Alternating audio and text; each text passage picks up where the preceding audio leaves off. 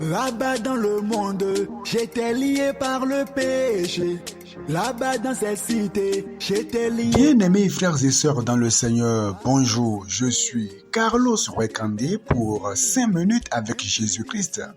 Immoralité, les rivalités. Le thème que nous abordons aujourd'hui est Prier Marie ou Adorer Marie, une vérité biblique ou une hérésie damnable. Prier Marie ou Adorer Marie, une vérité biblique ou hérésie damnable. À le dire autrement, devrons-nous prier Marie comme le font plusieurs? Sainte Marie, Mère de Dieu, priez pour nous pauvres pécheurs, maintenant et à l'heure de notre mort. Amen. Devrons-nous prier Marie ou devons-nous adorer Marie?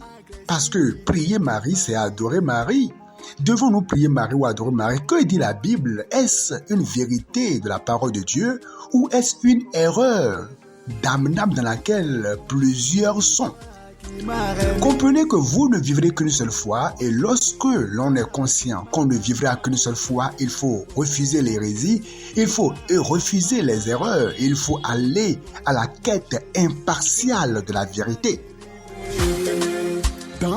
Comprenons que la Trinité est composée du Père, du Fils et du Saint-Esprit. Donc lorsqu'on parle de la Trinité, on parle de Dieu le Père, Dieu le Fils, Dieu le Saint-Esprit.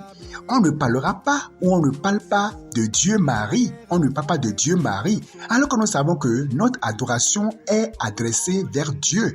Marie n'est donc pas Dieu. Marie est une personne humaine comme nous. Une personne qui a reçu la grâce et bien de concevoir le Sauveur donc et d'enfanter le Sauveur, mais ça ne fait pas d'elle Dieu, ça ne fait pas d'elle le Sauveur de l'humanité. Elle est et demeure une personne humaine, mais pleine de grâce. La grâce de Dieu a inondé sa vie, puisqu'il convient de préciser encore qu'en ce temps-là, Marie n'était pas la seule vierge.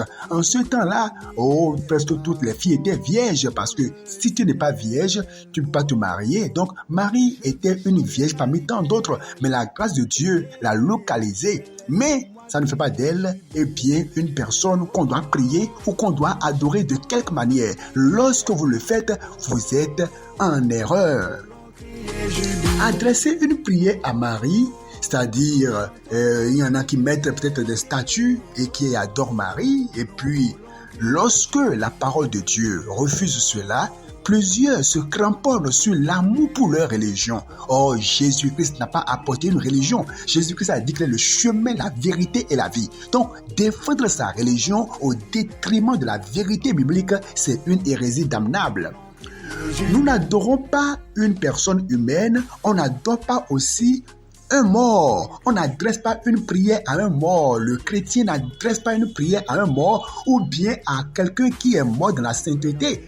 Donc, plusieurs, par exemple, vont appeler Paul, Saint-Paul, Saint-Pierre et par conséquent, donc, adresser des prières à Saint-Paul, à Saint-Pierre. Et c'est dans la même veine d'idée que plusieurs adressent leurs prières à la Vierge Marie. Alors que c'est une erreur, puisque lorsqu'on va dans Apocalypse 19, verset 10, lorsque Jean a voulu se prosterner pour adorer l'ange, l'ange le lui a refusé. Alors, si on ne peut pas adorer un ange, ce n'est pas une personne qui est morte qu'on va adorer. Il faut aimer la vérité et aller à la quête de la vérité. Comprenez que Jésus-Christ est l'intermédiaire entre Dieu et les hommes. Il est l'intercesseur entre nous et Dieu. Nous avons offensé Dieu. Nous n'avons pas besoin encore d'un intercesseur, d'un médiateur entre Jésus-Christ et nous. Dans 1 Timothée 2, le verset 5, car il y a un seul Dieu et aussi un seul médiateur. Un seul Dieu, un seul médiateur, un seul Dieu à qui il faut prier. Un seul médiateur entre Dieu et les hommes, Jésus-Christ homme. Il n'y a donc pas un autre médiateur qu'il faut mettre entre Jésus-Christ et les hommes. Comme plusieurs le disent, non, pour aller vers le Fils, il faut pas passer à Maïs, c'est plus rapide. Non, dans les réalités bibliques, ce n'est pas comme ça. Pour aller vers Dieu, pour prier Dieu, on va vers Jésus-Christ. On n'a pas besoin d'un intermédiaire, d'un intercesseur entre le Sauveur, entre l'avocat, entre notre plaidoyeur et nous.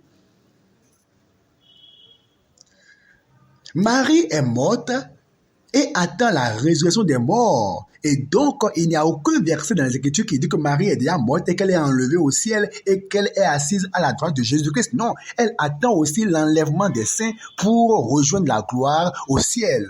Il convient aussi de préciser que Marie a eu d'autres enfants, à part le fait qu'elle ait fait naître Jésus. Dans Matthieu 13, verset 56, c'est écrit que Marie a bel et bien eu d'autres enfants. Matthieu 13, verset 55 et 56, que vous pouvez lire.